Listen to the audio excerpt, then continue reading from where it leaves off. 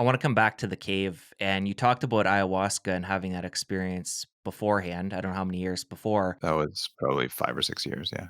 Okay. That would have, I'm assuming, been a profoundly spiritual experience, along with doing the water fast for 4 days, that being a profoundly spiritual experience. So can you kind of compare and contrast the two of them and talk about some similarities and differences?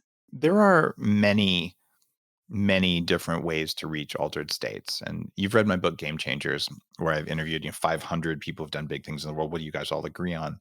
One of the laws that I'm like, what if I study meta gurus? I don't want to follow one guru. I want to find what they all agree on, and I'll do that because I'm lazy.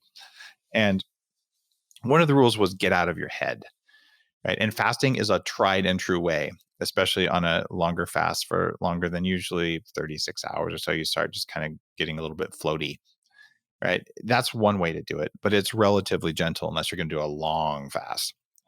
Then you really start. If you're meditating and fasting, like during a fasting vipassana or some of the practices in caves and all, you can go to very deep places.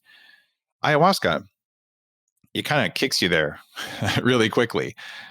And it's a different place than you go from a spiritual fast. You're using a different agent. You're activating DMT in the brain, which gets activated when you're born and when you die. And so you definitely see stuff that you aren't going to see except during a very intense fast. I've also done a lot of holotropic breathing, and I've written about that in some of my books. Some of the places I'll go during the 40 years of Zen advanced neurofeedback training that I do.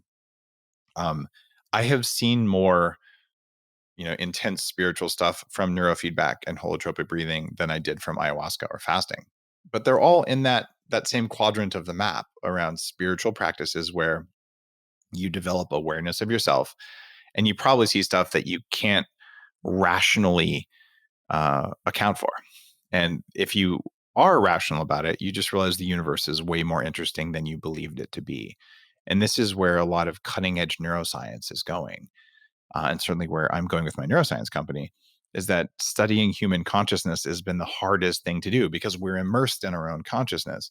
But any of those practices, whether it's rapid holotropic breathing or other breathing practices, fasting, plant medicines, even things like certain drumming circles, all of those can take you to a place that is abnormal. Because frankly, normal means average. And if you want to be a high performing human being, you better be willing to go to a place that's not average. So experiencing different abnormal states, as long as they're not permanently harmful abnormal states, is good. Likewise, try taking an ice bath. You'll go to some crazy places sitting in an ice bath for the first time, getting a strong signal from your body that says, I am going to die. And you going, shut up, you can do 3 minutes or 20 minutes or whatever it is. And that argument, that wrestling between your conscious, adult, human, rational mind and the animal, emotional, spiritual side of you that says one thing is true and you saying another thing is true. The reality is usually somewhere in the middle. And so my practice of fasting in a cave, my practice of plant medicine, my practice of neurofeedback and breathing and all of the things that I've done, and I'm very blessed to be friends with some of the leaders in personal development. Um, all of those just serve to say there's different layers of awareness that you can have, and that being able to tap into those makes you a better human being.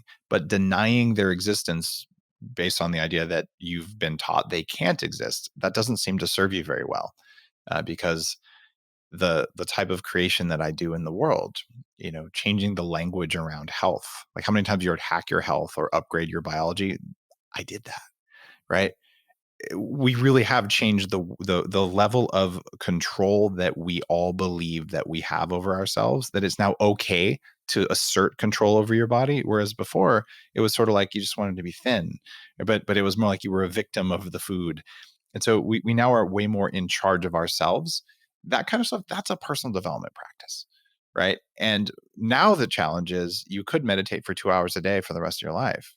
I just don't have 2 hours a day. I have companies to run. I have kids to be with. I have a wife. I have friends. I have a community. I have a farm. Like maybe instead of meditating, I could feed the sheep, right? So all of those things, how do you get the progress in the least amount of energy and time required to continue growing as a human? I am 100% certain, and why I wrote this book is that when you take up regular intermittent fasting without a spiritual practice, you will have a quantum jump in the amount of energy available to you for your brain. And you'll have enough energy to be curious and enough energy to explore the boundaries of what you find are true. And this is why fasting is so important. It's the power that you get. And you will just, as a natural human being, you're curious. We all want to come to this next level.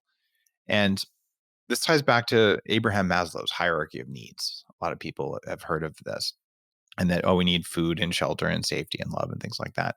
What almost no one knows, and what I didn't know, is that right before he died at 62, is Abraham Maslow had written up the final step of the hierarchy of human needs. It was for transcendence, to be connected to the world around you.